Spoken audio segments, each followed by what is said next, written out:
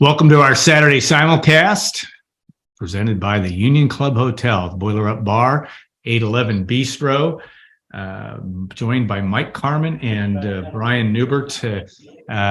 Brian's still making his way home from Minneapolis after Purdue's 61-39 victory in the barn. I'll start with you, Brian, just in terms of you certainly documented it was an impressive performance, certainly an impressive defensive performance as well. But this is did we see a troubled Minnesota team, or really just a methodical, surgical performance by Purdue? What do you think a day later? Well, I think that you saw a combination thereof. I think, you saw Minnesota in a compromised position. They're obviously having a rough year. I think they're feeling the pains of a rebuild much more in year two than they did in year one. Yeah. They've got some injuries. Jamison Battle's banged up. They just lost Braden Carrington for a couple of weeks. But I think that reality also reflects well on just how businesslike Purdue was in taking care of this, because, this was sort of like the consummate random Thursday night in the Big Ten. It's a game nobody's got circled on their calendars. It's an opponent nobody's excited to play, probably. It's cold. The environment is less than lively, and Purdue just left no doubt. And I think that speaks to the kind of like the business-like, that's the word I keep using, the business-like approach this team has seemed to have. I think that speaks really well to their potential to be consistent the rest of the season. And if you're consistent the rest of the season, that's always a really key element to, a Big Ten championship candidacy. So I just think Purdue's approach to this game, kind of spoke volumes about what these guys are all about. Yeah.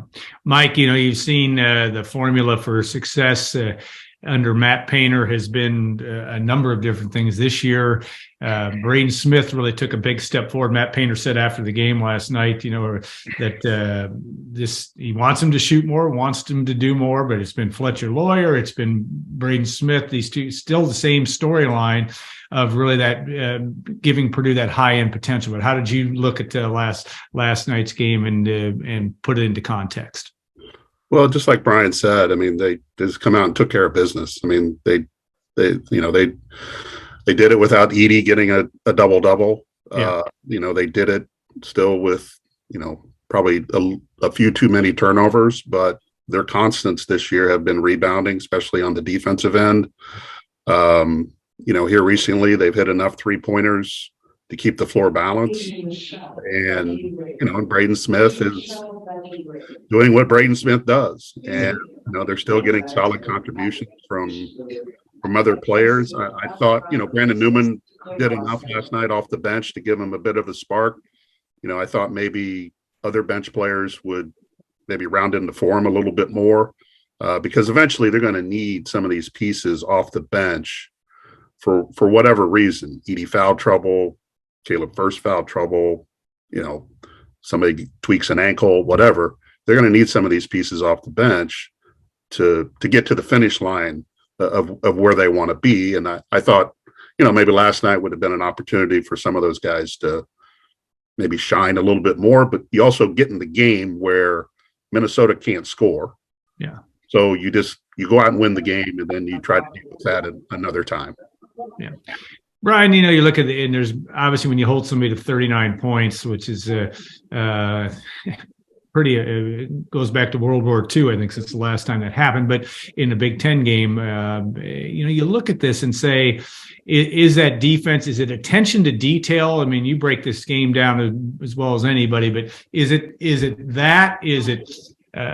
what has made Purdue just so much better defensively? Obviously personnel, but what is that big sea change from what we saw last year? Maybe is it just the makeup of this basketball team?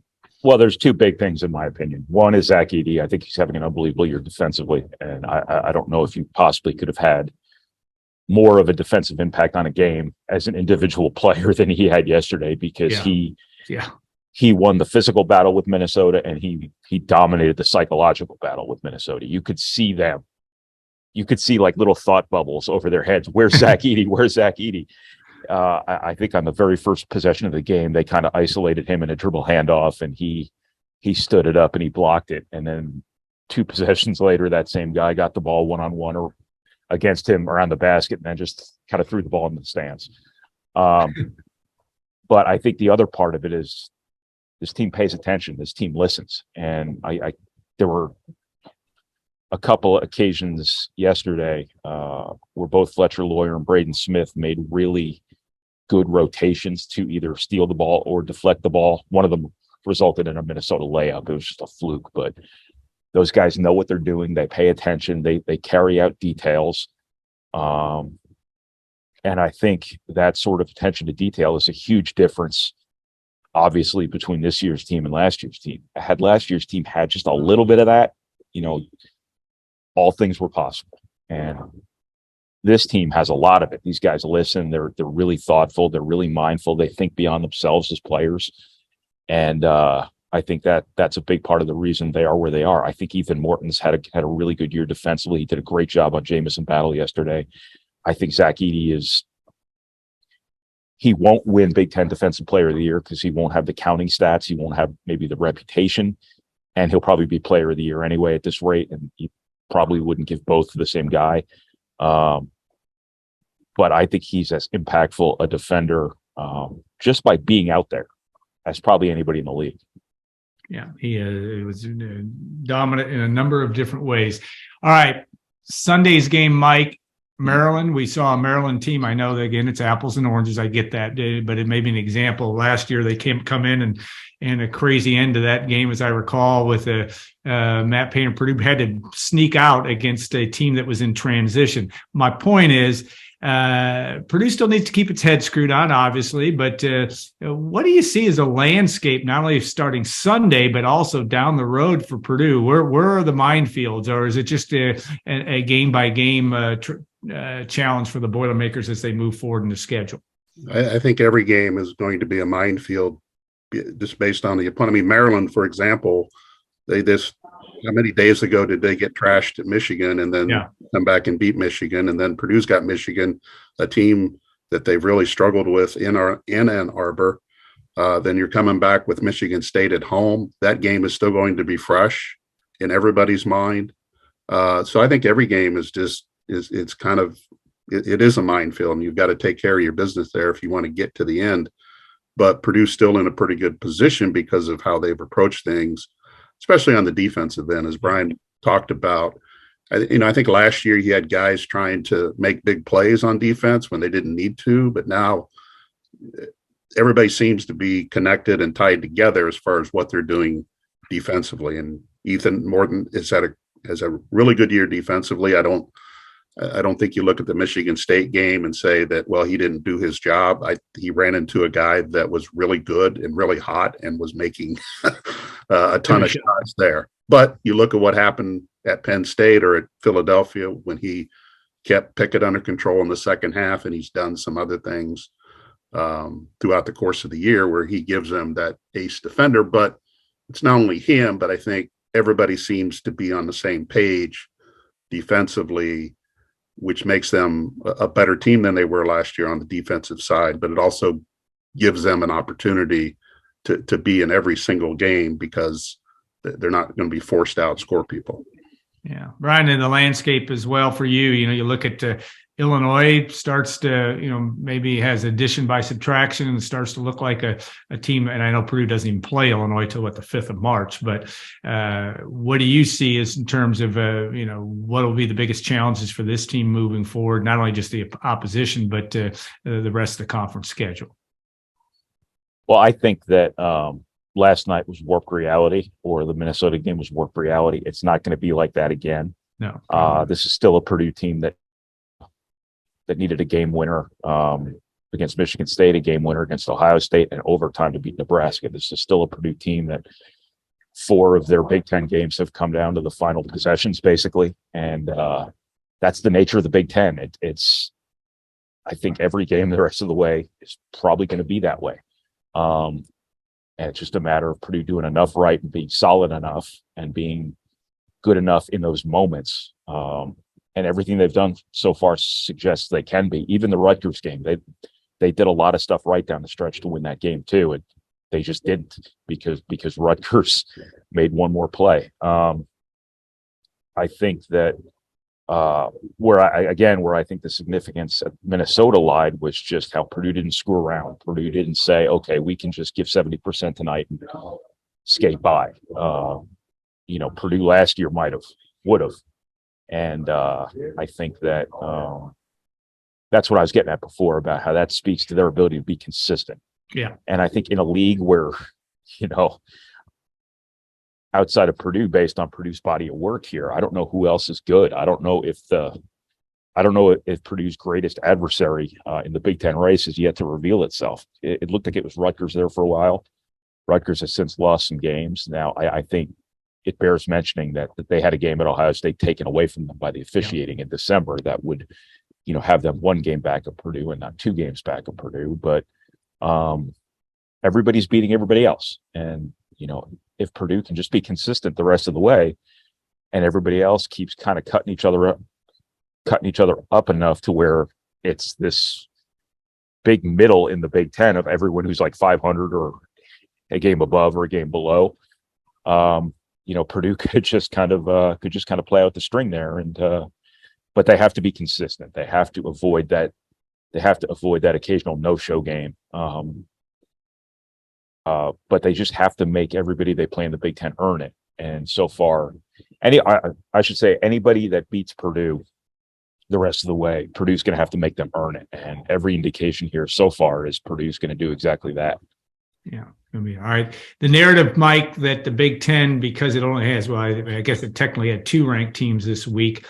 And I know the talk about the Big 12 and the SEC, et cetera, but it's not a competitive league. We're not seeing that. I mean, we're seeing still these knockdown, drag out games between teams that may not be ranked. I mean, how do you see Purdue's landscape and maybe the effect it could have on Purdue ultimately in NCAA seeding time? Well, I mean, the landscape changes every night because, last night Indiana goes in and throttles an Illinois team that had appeared to straighten itself out a little bit, right. But Trace Jackson Davis had a monster performance. Right. So I mean, you could get a team like Indiana that could get hot, and Purdue's going to see them in a couple weeks down in Bloomington. And you've got, Rutgers is still a solid team. I mean, the guy that hit the game-winning shot against Purdue went 1 for 30 last against Michigan State. Yeah. In that game. So, I mean, he'll get that straightened out. It is going to be jumbled, but Purdue has an opportunity to separate itself, continues to have that opportunity. And, as Brian said, as long as they stay consistent, they're going to be at the top and teams are going to have to come take it from them. But they've probably got another loss or 2 coming up just based on, the schedule and just who they're playing, when they're playing. Yeah, all of those factors certainly will play.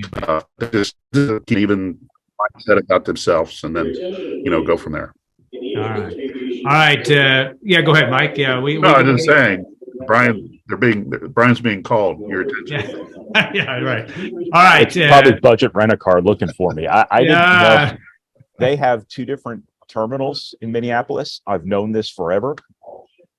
They just built a new rental car facility, but it's in Terminal 1. I had no idea there was still one in Terminal 2. Yeah. So all the signs of the rental car return, I figured went to this brand new, nice, centralized rental car facility. No, I returned my rental car to the wrong terminal. So hopefully the budget can figure that out. Huh? Terminal 2 is the best in Minneapolis, I don't know, man. Terminal 1's awful nice these days. From a rental car standpoint. Yeah, it's small, it's manageable. Yeah, Terminal 1's really nice. It's big. If you fly in and out on Delta, you're gonna get your steps in going from one gate to the other, unless you take the tram or unless you take the moving sidewalks. But it's very O'Hare-ish in its grandeur. But it's a nice place. All right. I hope your credit limit's well enough to take care of the purchase of that car. If you didn't get it to the right place, you should be good. Oh, I'm not buying the car. There you go. All right, guys. Thanks so much, and we appreciate all that you have to say, and we'll have more talk, I'm sure, next week, heading into the weekend after the Michigan game on the road. A lot to talk about in our Saturday Simulcast. All right, take care, and we will have more next week on our Saturday Simulcast. Thanks to the Union Club Hotel as well. For the second part of today's Saturday Simulcast, I'm joined by Tom Dienhart as we talk about Purdue football, transfer portal, etc. Again, thanks to our sponsor, the Union Club Hotel, on this Saturday Simulcast. Tom, we'll get started with you. It's obviously been a busy time, even though it's the off season. Doesn't seem like there's ever any off season anymore, but Ryan Walters has been busy trying to not only get his staff, which is pretty much assembled now at this point, but transfer portal's closed, but still a little bit of recruiting left before National Signing Day on Wednesday, February 1st. So I guess maybe just kind of your overall assessment where they are with stuff and how you think the progress that's been made so far in a little over a month for Coach Ryan Walters. Yeah, the portal's closed. They ended up getting 4 players out of it. They got their quarterback early the day after Christmas, of course. Hudson Card. All 4 guys are on campus, but Card obviously is your headliner. You got the 2 kids from Arkansas, the defensive tackle, and you got a safety. And then you got an offensive lineman from Bowling Green. So, yeah, they're all on campus. They're going to take part in spring football. I expect a lot more activity for Purdue in the portal when the second window opens May 1st to May 15th. Once the staff gets a real look at the team during spring football, players will have a better sense of how they fit in. And again, I think you'll see the roster get massaged even to a greater extent, I believe, in the spring. So still have very much a story that's unfolding as far as what this team is going to look like. And yeah, there's the one more signing day for high school kids, right? You've got February 1st is the second signing day, and Purdue, from everything I'm told, they expect at the very least 2 more signatures. The tight end, George Byrne, I think is how you pronounce his last name, an Indiana kid. And the other Indiana kid, Kendrick Gilbert, the big 4-star defensive tackle. So everybody's saying the right things right now. Looks like those 2 guys are going to sign. But again, crazy things happen around the signing day. We shall see. And there's a chance maybe they could add a couple other kids. I know they're still recruiting a handful of guys. There's a big offensive tackle in Orlando, Florida. They visited. Supposed to be visiting this weekend. They went out to see a junior college offensive tackle in Kansas. Although he told me he's not going to sign. If he did pick Purdue, he would not sign until mid-February, maybe early March. And they're also trying to look at a defensive tackle up in Chicago who's going to be a hard guy to get. So they are still kicking the tires on some 2023 kids. But, at the least, I think maybe we'll see the 2 kids from Indiana sign on February 1st. Yeah, that'll be a big get if they get that all handled. It's still all a little bit new to Ryan Walters. Like I said, his 37th birthday is tomorrow.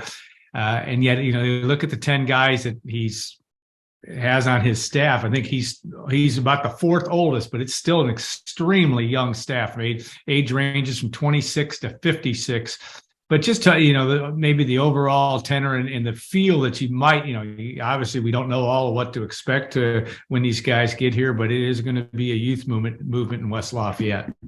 Yeah, we're seeing this, I think we're seeing some of that youth reflected in social media. Yeah. Anybody who follows these guys on social media, Twitter, obviously in particular, sees they're very active, which is a big change from the previous staff. There are only a handful of guys who seem like they're on Twitter much, and the head coach, Jeff Brom, certainly wasn't. Yeah. He did have an account, but really didn't use it. And again, this is a lot different, right? You got a younger staff, beginning with Ryan Walters, and he certainly is on Twitter. We see his tweets. He grew up with this stuff, and I think most of these guys did. There's only 4 coaches over 40 years old. I know, it's crazy. I figured out the average age of the 10 assistants is 38.2 years old. So, yeah, there's something to be said for being youthful, right? You're going to be awfully enthusiastic. You're going to be able to maybe connect to the players more. relate to the players more. But there is that, I guess, the factor of experience too, right? So again, it's just a big 180 in a lot of ways between this staff and the last staff, and it's going to be a lot of fun to watch the energy of this group work, and in particular, I think to see what kind of players that they can pull in recruiting, because again, that's where you think they can make real connections with their youth, is that ability to maybe hit the recruiting trail and up the talent level even more in West Lafayette. How about for you, just the opportunity? I mean, Ryan Walters has been hit the ground running. I mean, he's hardly not been available for a whole lot of conversation yet. You're obviously going to get the chance to talk to him with media on February 1st. He varies in his opening press conference, very, very pointed, very on message, I think. But what do you think he's going to develop into as a coach? What do you think that personality is really going to be like as you continue to get in front of him every week during spring ball, but also the start of that fall practice once we get to the 2023 season? I really have no idea. I mean, I don't know the guy that well. He's been very engaging and very personal and accessible for me. I've appreciated that. I've talked to him on the phone and talked to him in person down in Orlando. Yeah. And, he's excited. I think he's confident too, which helps. And you got to believe in yourself. That's number one. And but again, it's just an all new territory for a guy who's never been a head coach before, never sat in the biggest chair in the room. And you're now the boss, right? You can't be everybody's friend. You got to be a decision maker, and on it goes. There's a lot to learn. I can only imagine being a football coach at a Big Ten university. So, I think again his staff has got to help him out. I think while some of these guys are young, some are young with some good experience. I think Kevin Kane, the defensive coordinator, is a guy with some coaching chops already. He's been a coordinator at a couple places. I think he can be a great asset. Let Ryan maybe focus on coaching the team while Kevin Kane runs the defense. And, I think Brick Haley, the oldest guy on the staff, the 6-year-old defensive line coach who's been around the block, was at Missouri for a long time and coached a lot of good defensive linemen there. So you got to rely on those people around you. And we'll see what type of a leader and a coach Ryan Walters is. Is he a delegator? He's a micromanager. I think those are stories that are going to have to be written for us, and I guess we'll find out as we go along here. Yeah, no doubt. It's going to be an interesting thing to watch just because enthusiasm gets you a long way. I can't remember a coach. I know they have one under the age of 30. I think Mike Hankiewicz came in way back when at age 29 on Jim Young's staff way back in the day. But really going to be interesting, and maybe that is the niche that could separate Purdue a little bit. One question I always had on transfer portal, obviously, there's two time frames for it. Do you always think that Purdue will be where it sits in the marketplace? Will always be more looking at guys in that second wave, or is that or any rhyme or reason? I mean, obviously Purdue has commitments, portal folks coming in now, but do you think it'll always be that case where it'll be after spring ball in that second window where Purdue will do most of its damage? It seemed that was that way under Jeff Brom as well. I don't know. I think it's going to vary from year to year. I think more players are probably available in that first window than in the second window. So I think it'd be even maybe a little bit more competitive in the spring if there's fewer players available and more schools still looking for players.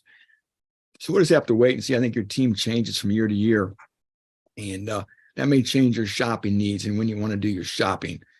But without a doubt, right, you're always going to have to be active in the portal in this day and age. And just going back to recruiting too, then this staff is sort of pushing Purdue into some areas that haven't been in a long time with some of the connections these assistant coaches have.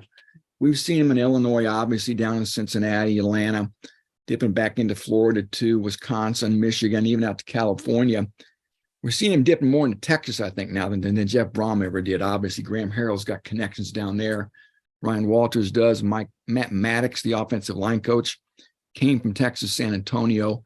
And even in Missouri a little bit, over to Kansas City with Kevin Kane, who grew up over there, Joe Deneen as well. Both those guys were Jayhawks. And I know Kevin grew up over there. And into St. Louis, back into St. Louis with Corey Patterson in particular, was a high school coach, a very good high school coach in St. Louis, and they really haven't been in St. Louis since the Joe Tiller era.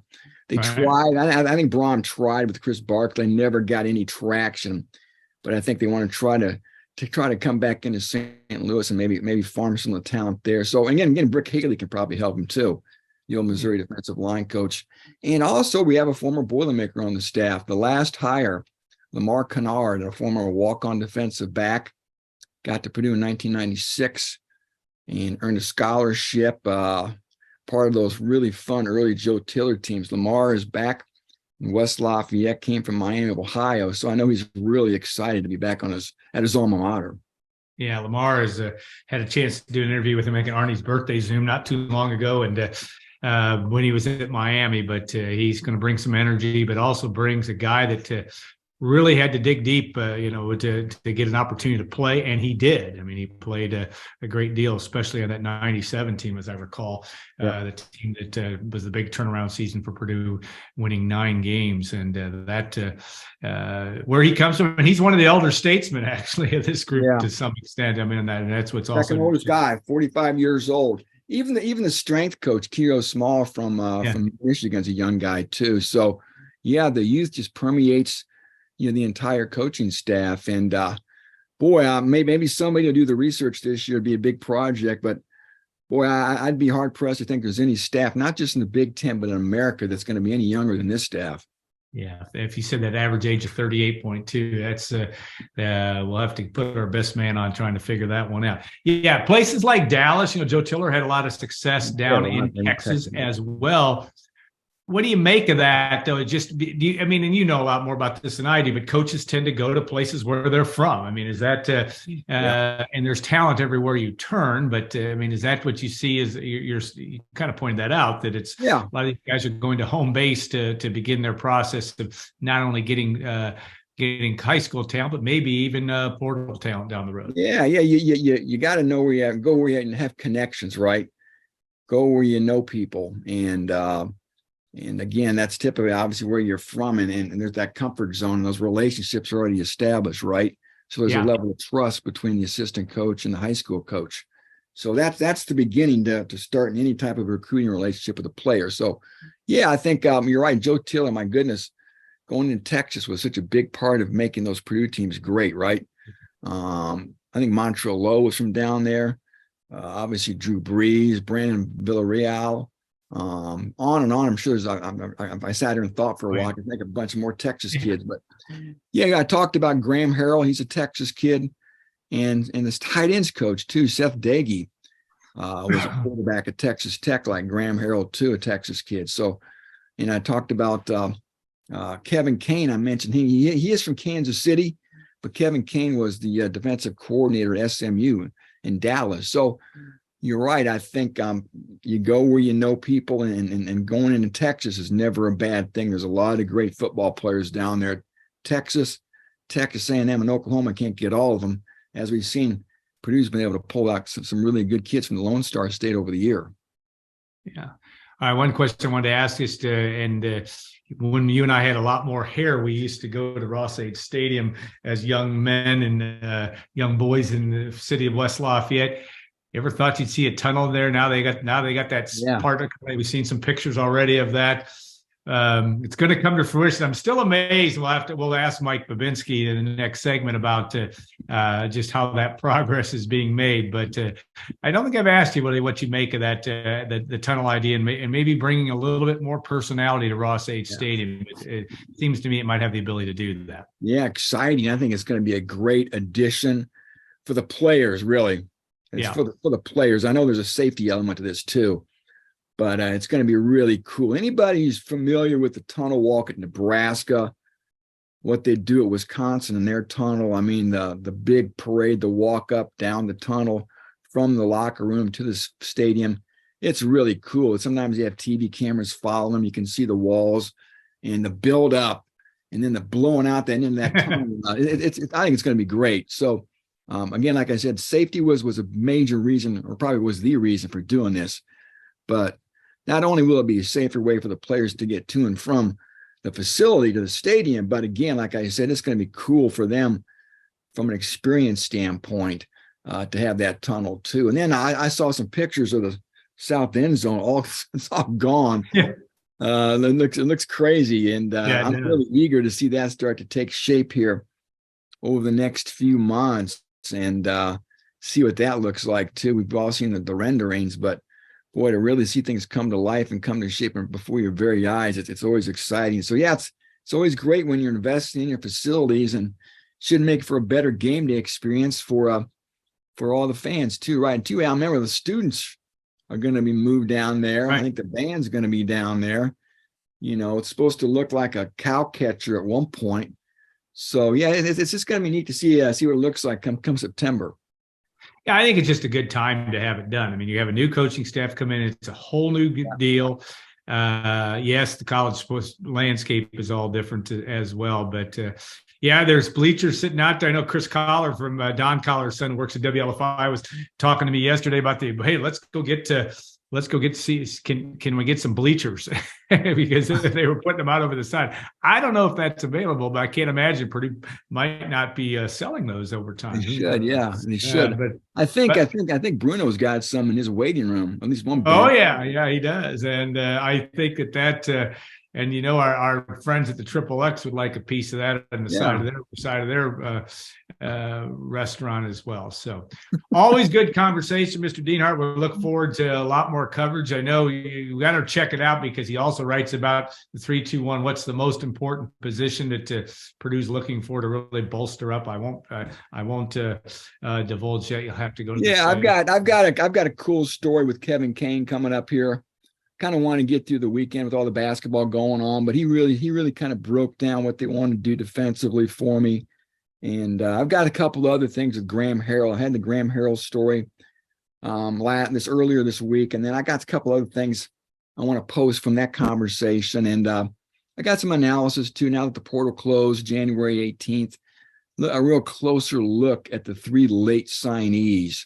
I really broke down Hudson Card pretty extensively when he signed after he signed December 26th. So those are some things sort of in the hopper here and moving forward. And Alan, I mean, before we know it, it'll be spring break and they'll be getting out the paths for spring football here. Yeah. No date set though, right? They haven't really set a date. But I think I feel pretty good. I've been kind of told that the week after spring break. After it's over, maybe like March 18th. Yeah, and on April 22nd, spring game. And, you know, it could be in Indianapolis, Alan. I've been told now it could be Indianapolis, University of Indianapolis, maybe. That they're kicking the tires on several places, but I did hear UIndy. So, yeah, maybe Carmel High School. So I know Lafayette Jeff was mentioned, but again, this thing could go on the road like we saw, 20 some odd years ago. Yeah, field turf. I know at UIndy, field turf at Lafayette Jeff. I don't know about Carmel. Maybe the same, but all good places and strategic to some extent for Purdue fans to have it in those. All right, Tom. Thanks again. We appreciate that. Appreciate all that you do and all the information you provide us. We will also look forward to next week's Saturday Simulcast as we put an end to this one. Thanks so much to the Union Club Hotel, to Brian Neubert, Mike Carmin, and Tom Dienhart. Have a great rest of your weekend, everybody.